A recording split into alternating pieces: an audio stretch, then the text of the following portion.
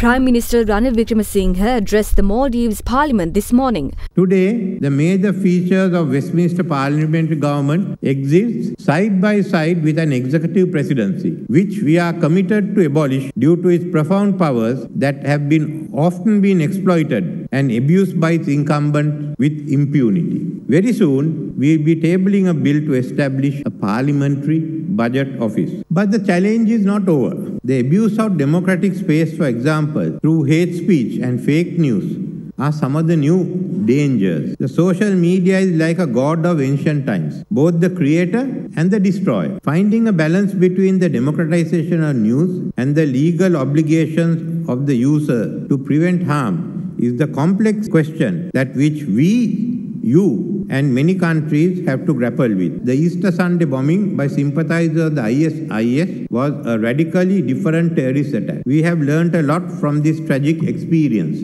and today Sri Lanka stands ready to work with all stakeholders to establish an effective mechanism for regional cooperation to counter IS terrorism. Premier Wickremesinghe went on to speak about trade relations between the two countries. Today, the diversification of trade is a strong component of the bilateral relations between Sri Lanka and Maldives. The value of total trade between the two countries, which stood at $271 million in 2017, increased to $304 million in 2018. Of late, there has been an increase in the number of employment opportunities for Sri Lankans in the Maldives. I have no doubt that Sri Lankans can supply more professional and skilled workers, particularly in the fields of construction, hospitality, and education. We are also looking at offering more higher education opportunity in Sri Lanka for Maldivian students